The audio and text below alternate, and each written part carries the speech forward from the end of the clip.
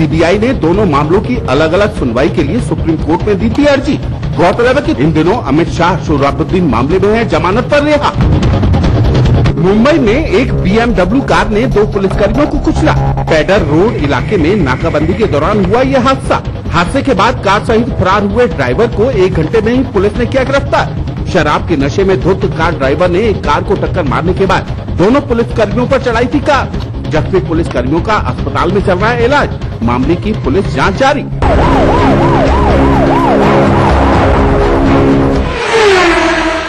अगर किसी गरीब बाप की नाबालिग बेटी का अपहरण हो जाए तो वो क्या करेगा?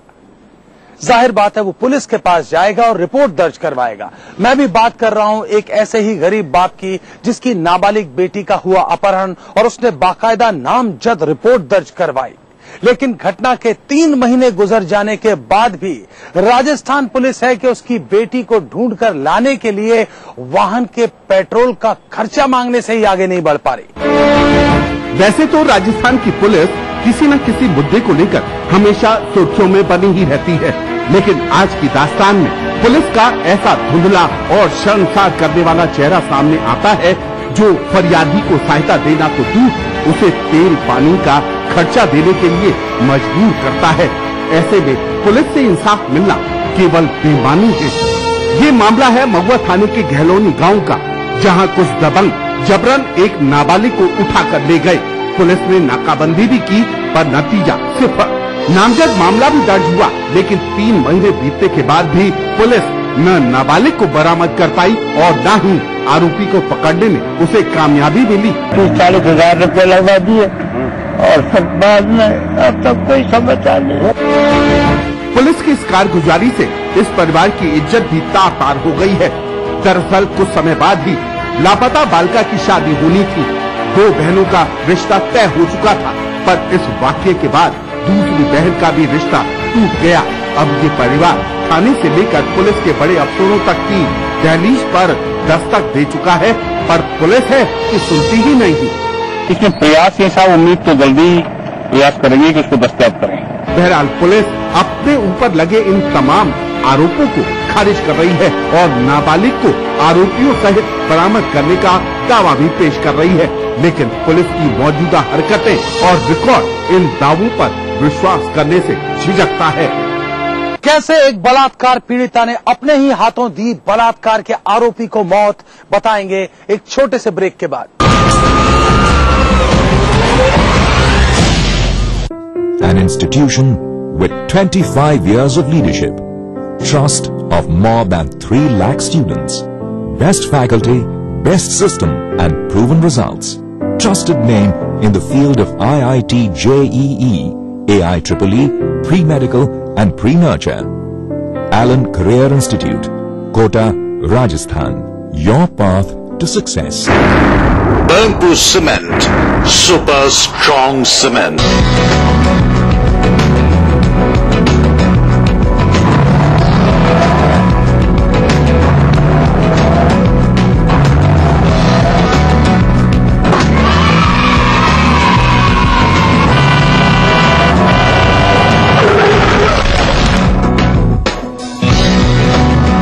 हजारों बच्चे सड़कों पर खेलते हुए हादसों का शिकार हो जाते हैं। बच्चों, खेलो डट के, बट सड़कों से हट के। नई वीट हाइड्रो रिस्टोर क्रीम बालों को गहराई से हटाए और स्किन के मॉइस्चर को लौटाए, जो दे मुझे स्मूथ और ग्लोइंग स्किन। वीट, एक खूबसूरत एहसास।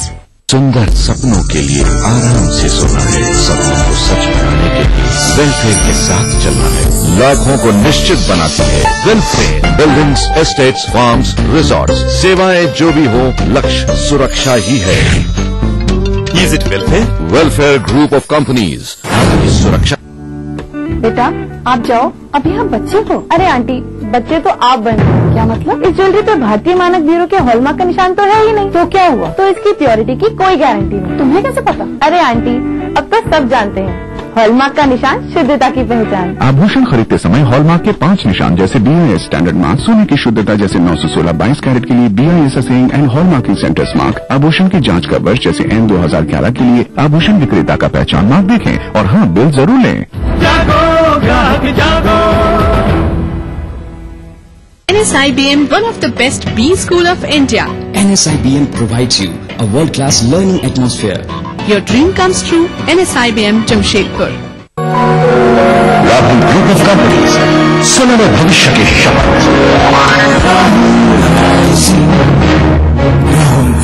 देखिए ETV बिहार झारखंड सभी DTH प्लेटफॉर्म पर, डिश टीवी पर चैनल नंबर 827, एयरटेल पर चैनल नंबर 287, टाटा स्काई पर चैनल नंबर 164, बिग टीवी पर चैनल नंबर 417, वीडियोकॉन पर चैनल नंबर 778। देखिए आपका अपना चैनल। आयो लाल झूले लाल, थींदा सभिनि जा बेड़ा पार।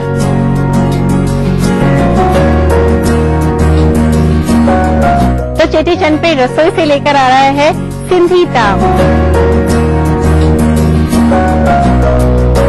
जरूर से देखिएगा रसोई से का चेटीचंद स्पेशल दोपहर 2:30 बजे सिर्फ ETV पर। इस कार्यक्रम के सह प्रायोजक हैं Kerala Ayurveda treatment centre, lake avenue, Kanke road.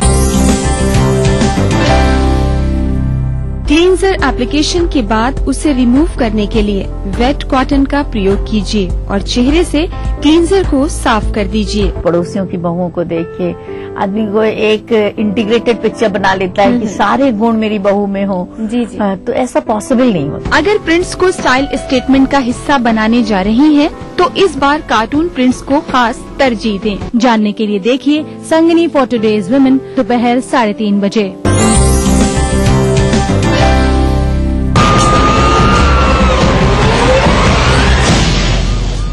देश में बलात्कार के खिलाफ नया सख्त कानून लागू हो गया है। अब ये देखने वाली बात होगी कि ये नया कानून कितनी जल्दी बलात्कार के आरोपियों को सजा दिलाता है। लेकिन अब जो जुर्म की सच्ची दास्तान में आपको दिखाने वाला हूं, उसको देखने के बाद आप कहेंगे कि शर्तिया कितना भी सख्त कानून हो, पर इतनी जल्दी कोई भी सजा नहीं सुना सकता। मैं बात कर रहा हूं एक विधवा की, जिसके साथ किया गया बलात्कार। पीड़िता ने किसी बात का इंतजार नहीं किया और बलात्कार के चंद ही मिनटों बाद खुद दे दी आरोपी को मौत की सजा। ये दास्तान हैरत में डालती है, चौंकाती है, थोड़ा सबक देती है, थोड़ी तसल्ली देती है। लेकिन इन सब के बावजूद जुर्म तो जुर्म है।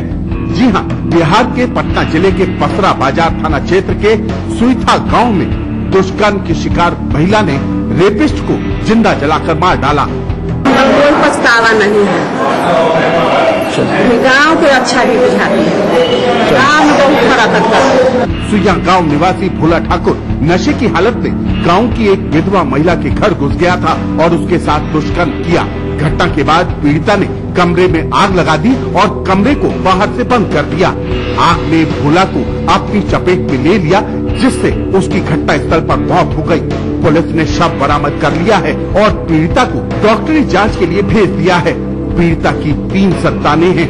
पुलिस ने रेप और हत्या दोनों मामले की अलग अलग FIR दर्ज कर जांच शुरू कर दी है।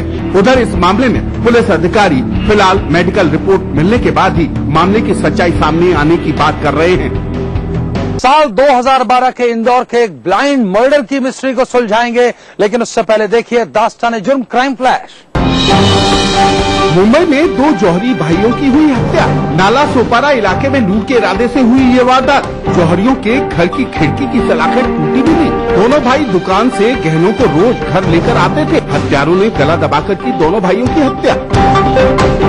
नई दिल्ली के MTNL कार्यालय में महिला कर्मचारी पर पोर्न साइट देखने का उसके पुरुष सहकर्मियों ने डाला दबाव। पीड़िता ने मामले की विभाग में सुनवाई नहीं होने पर दिल्ली हाईकोर्ट की ली शरण। हाईकोर्ट ने महिला कर्मचारी की शिकायत पर MTNL से मांगा जवाब। सूत्रों के अनुसार शिकायतकर्ता महिला का विभाग ने कर दिया है तबादला।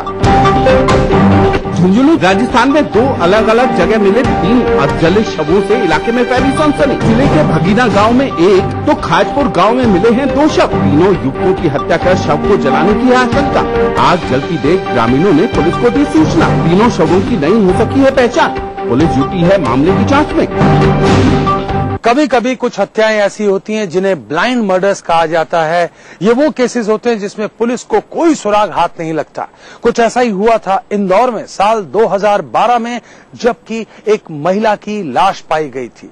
लेकिन अब इस हत्या का राज फाश हो गया है और सामने आया है ये कि महिला की हत्या की सुपारी उसी के पति ने दी थी, क्योंकि वो चाहता था कि वो अपनी पत्नी का इंश्योरेंस क्लेम कर ले अपनी माशूका से शादी। मध्य प्रदेश जिला इंदौर, स्थान पोलो ग्राउंड क्षेत्र और तारीख 19 जनवरी 2012। यहाँ हुआ जयंती नामक महिला और उसके आरक्षक पति लवकेश राजपूत पर अज्ञात बदमाशों का हमला। बदमाश उनकी बाइक भी लूटकर भाग निकले। बदमाशों ने महिला के सिर में और आरक्षक के पैर में हमला किया था। दरअसल लवकेश का अपनी पत्नी जयंती से अक्सर विवाद होता था। ये विवाद तब और बढ़ गया जब लवकेश का रिश्तेदार भाई भी इनके घर आकर रहने लगा। लवकेश अपनी पत्नी पर शक करता था। इसी दौरान लवकेश बेगमगंज रायसेन में रहने वाली एक शिक्षिका के संपर्क में आया। दोनों की नजदीकियां बढ़ी और लवकेश ने इस युवती से शादी करने का फैसला लिया। लेकिन इस रिश्ते में उसके लिए सबसे बड़ी बाधा पत्नी थी। लिहाजा उसने जयंती को रास्ते से हटाने की योजना बनाते हुए राजू कुशवाहा नामक व्यक्ति को 60,000 रुपए में पत्नी की ही सुपारी दे डाली। ये व्यक्ति लगातार पुलिस से खात्मे की रिपोर्ट की मांग कर रहा था। ये शंका तब और गहरा गई जब इस लूट विथ मर्डर के मामले में ये जानकारी पता चली कि मृतका का 1 माह पूर्व ही बीमा कराया गया है। लवकेश ने बड़े ही योजनाबद्ध तरीके से राजू को कॉन्ट्रैक्ट किलिंग का काम सौंपा।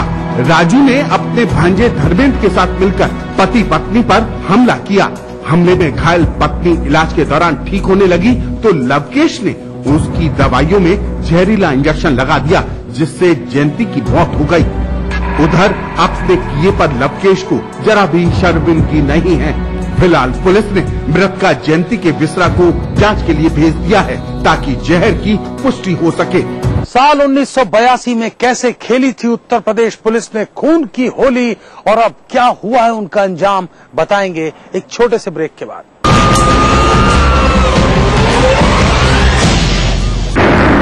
Bamboo Cement, super strong cement.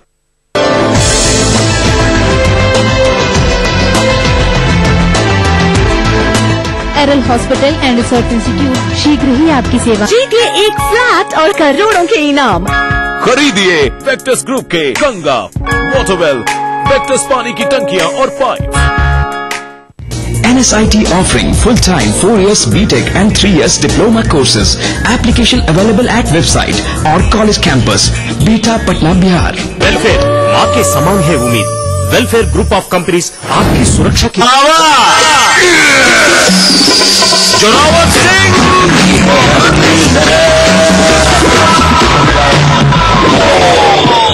हम तोहर पजामा के नाला खींच ले, हम तोहरा खत्म कर दे। ग्लूकोन डी में बस जरूरी ग्लूकोज, विटामिन और मिनरल्स जे शक्ति लौटावेला 50% ज्यादा तेजी तुरंत शक्ति वापस कैसे? ग्लूकोन डी शक्ति लौटावे 50% ज्यादा तेजी से।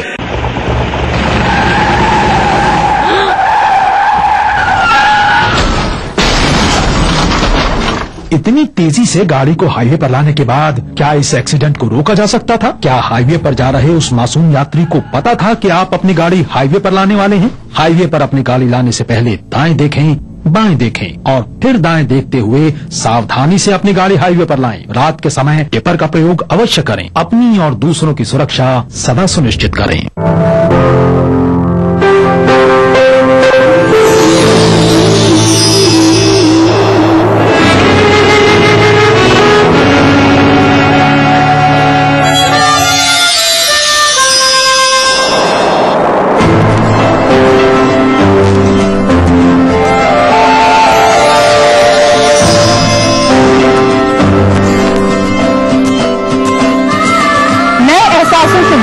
नए रिश्ते बिखेरेंगे रंग। जिंदगी लाइव सीजन 5 हर रविवार शाम 5 बजे ETV के सभी हिंदी चैनल्स पर। प्राचीन संस्कृति की पहचान लेकर आज का बिहार बढ़ चला है नई दिशा में, नई आशाएं लेकर, और उस राह पर घटी हर एक घटना करती है असर जनता पर, प्रदेश को देती है नया मोड़, तय करती है आगे की राह। इस तरह बनती है खबर अपने बिहार की खबर, अपना बिहार इस समय पर। इस न्यूज के सह प्रायोजक हैं ब्रिजली विद्यालय Koderma, world famous Formy mobile, mobile for me, टारियन वर्ल्ड स्कूल, 2 कदम आगे।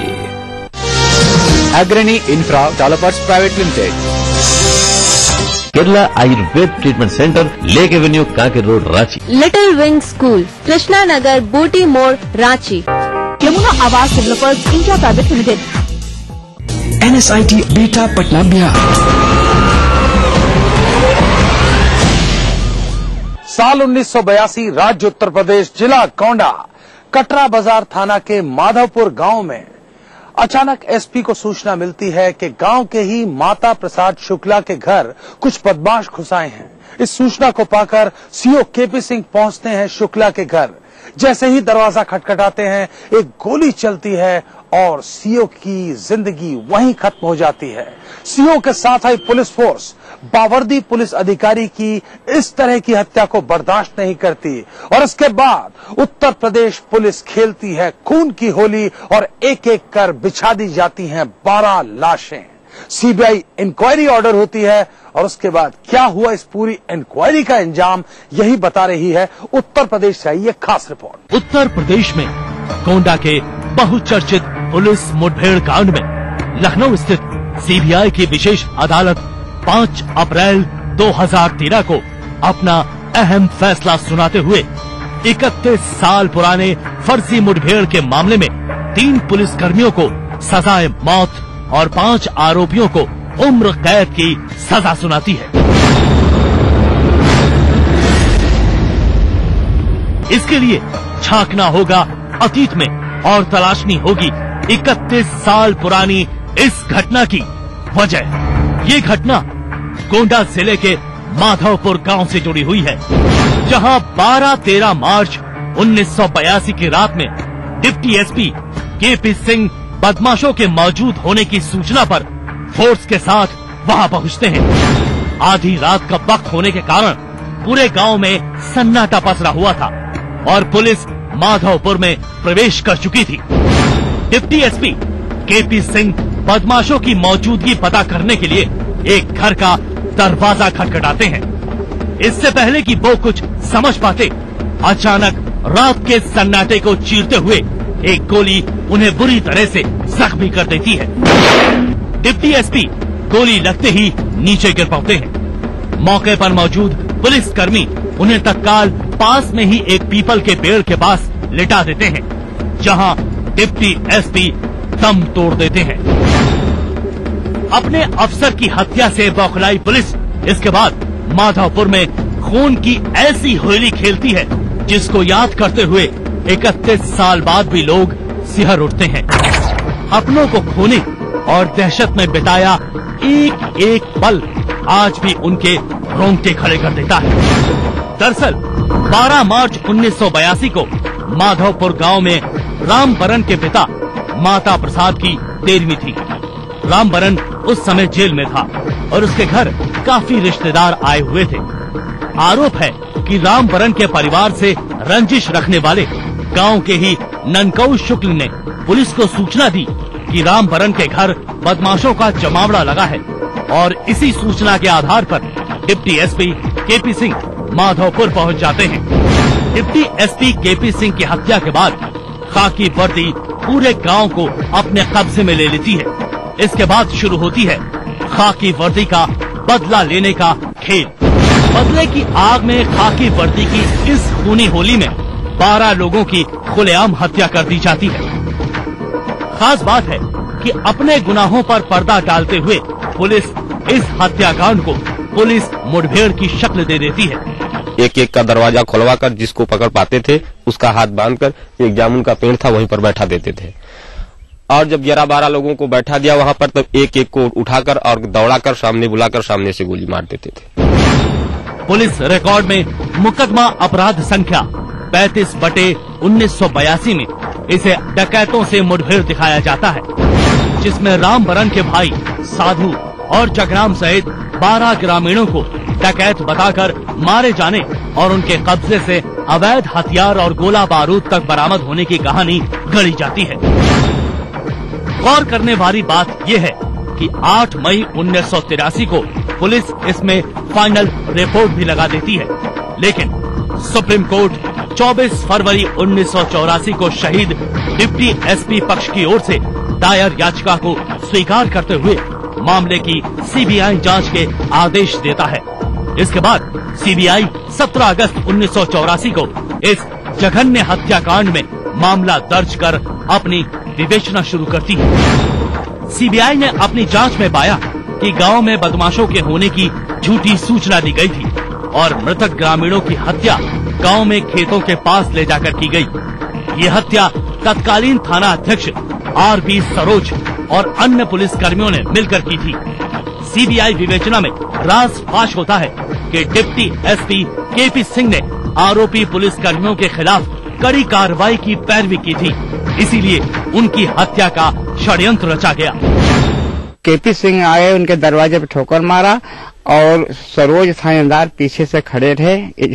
चन्नी थी पहले, तो चन्नी पर खड़े होकर के और उसने गोली मार दिया। 28 फरवरी सन 1979 को सीबीआई इस मामले में 19 लोगों के खिलाफ चार्जशीट दाखिल करती है। 7 सितंबर 2001 को सीबीआई की विशेष अदालत में आरोप निर्धारित किए गए।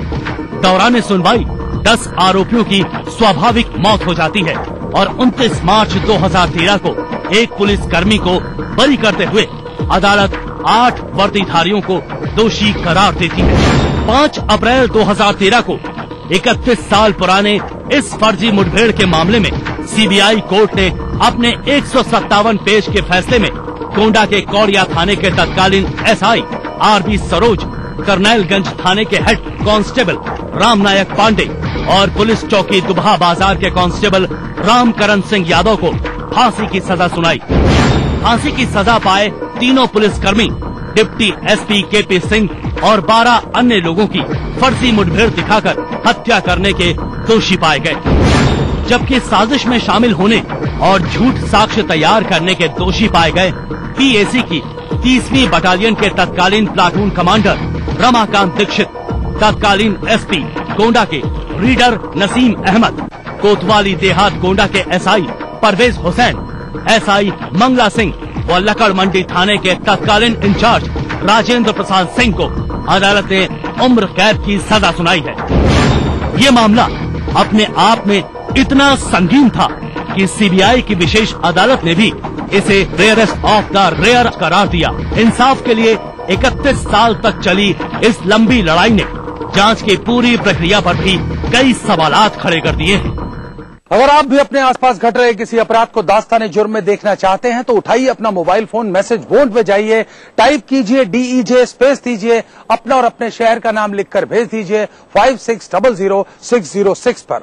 अगर आपके पास इस कार्यक्रम के लिए कोई भी प्रतिक्रिया है, नकारात्मक या सकारात्मक, आप हमें पत्र भी लिख सकते हैं। हमारा पता नोट कीजिए, दास्ताने जुर्म ETV 5/96A, भवानी सिंह लेन, भवानी सिंह रोड, सी स्कीम, जयपुर। और अगर आप इंटरनेट इस्तेमाल करते हैं तो आप ट्विटर और फेसबुक के जरिए भी हमसे संपर्क स्थापित कर सकते हैं।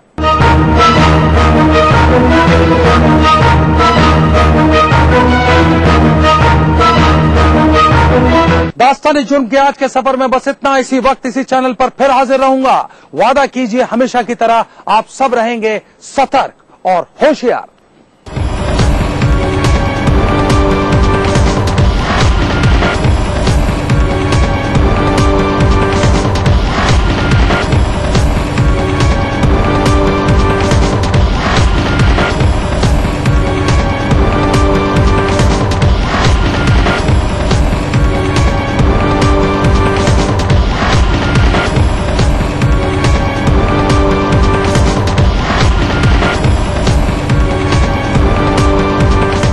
इस कार्यक्रम के सह प्रायोजक थे वेलफेयर ग्रुप ऑफ कंपनीज, सुरक्षा। अब लूट करेला हवा फ्रेश तो देखते रहा भैया जनता एक्सप्रेस।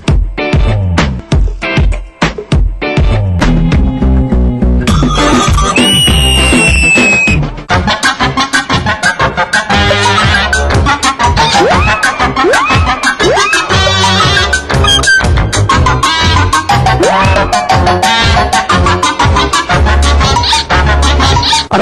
सेहत फ्रेश तो देखते रहिए जनता एक्सप्रेस हर रविवार सुबह 11:30 बजे सिर्फ ईटीवी बिहार झारखंड। इस कार्यक्रम के सह प्रायोजक हैं टोरियन वर्ल्ड स्कूल, 2 कदम आगे। स्काई हेल्थ सेंटर, स्वास्थ्य का वादा, स्काई का इरादा। Yamuna Awas developers India private limited.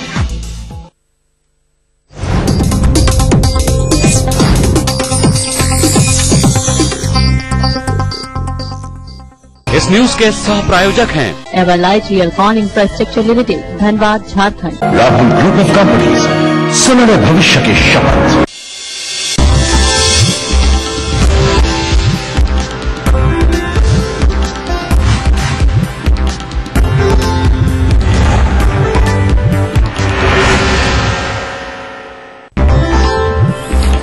Sharad Yadav लगातार तीसरी बार संभालेंगे जदयू की कमान। नीतीश का ऐलान, सहायता राशि में कटौती पर केंद्र पर लगाए वादे से मुकरने का आरोप।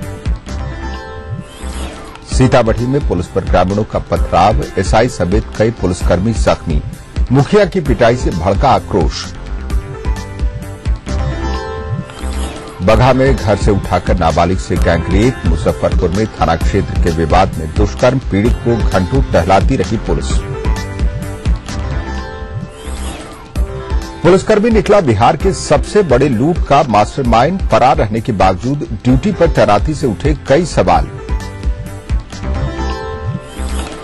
और भागलपुर में बीच सड़क पर धू धू कर जली कार। गया में बिस्किट फैक्ट्री में भीषण आग से लाखों का नुकसान।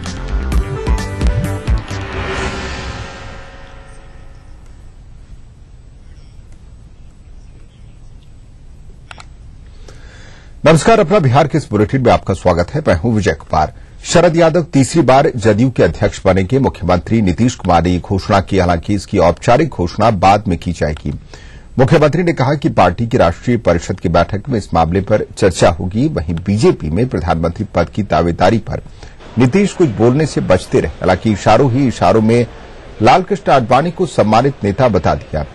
नीतीश ने केंद्र पर निशाना साधने से भी नहीं चूके। उन्होंने कहा कि ऐसी खबरें आ रही हैं कि केंद्र ने बिहार को 12,000 करोड़ की सहायता दी है, जबकि बिहार सरकार ने 20,000 करोड़ की मांग की थी। नीतीश ने केंद्र पर राज्य पुनर्गठन के समय किए गए वादे से मुकरने का आरोप लगाया। इसके अलावा उन्होंने प्रदेश से सीआरपीएफ की कंपनियों को हटाने पर भी सवाल उठाए। नीतीश कुमार ने जनता दरबार के बाद ये बातें कहीं।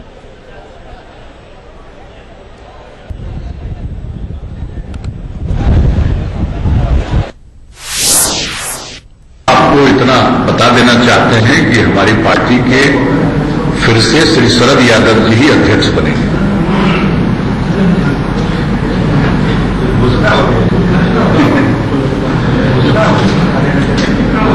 घोषणा तो चुनाव पदाधिकारी करेंगे। आडवाणी जी 2009 में तो एनडीए के प्रधानमंत्री के घोषित उम्मीदवार थे, लेकिन 2014 के लिए तो भारतीय जनता पार्टी ने कोई निर्णय लिया नहीं है, तो पहले हम लोग उसमें क्या कहें। लोगों के पार्टी का राष्ट्रीय परिषद का सम्मेलन है 13 और 14 अप्रैल को दिल्ली में। वहां अध्यक्ष का चुनाव भी है और पार्टी विभिन्न विषयों पर चर्चा भी करेगी। लेकिन 12,000 करोड़ रुपए से हम थोड़ा असंतुष्ट हैं, क्योंकि हमारी मांग तो 20,000 करोड़ रुपए की थी उस वक्त। और वैसी सूरत में उन सभी स्थानों पर जहां सीआरपीएफ की बटालियन तैनात थी पहले से, उन जगहों पर वैकल्पिक व्यवस्था करने का डीजीपी ने इंतजाम किया है। वे 300 सीटों पर जीत के साथ बीजेपी दिल्ली की सत्ता पर काबिज होगी। पार्टी के राष्ट्रीय महासचिव राजीव प्रताप रूडी ने ये दावा किया है। हालांकि उन्होंने कहा कि जदयू, शिवसेना और अकाली दल जैसी सहयोगी पार्टियों पर उन्हें गर्व है। श्री अरुण कुमार सिन्हा जी सत्तारूढ़ दल में उप मुख्य सचेतक बुके देकर सम्मानित करें। माननीय राजनाथ सिंह के नेतृत्व में कई निर्णय लिए गए। देश में तमाम उस 300 सीटों पर जहां हम चुनाव लड़ते हैं, उस चुनाव में हमारी तैयारी बूथों पर तक जाए और ये संकल्प लिया जाए कि बाकी जो समझौता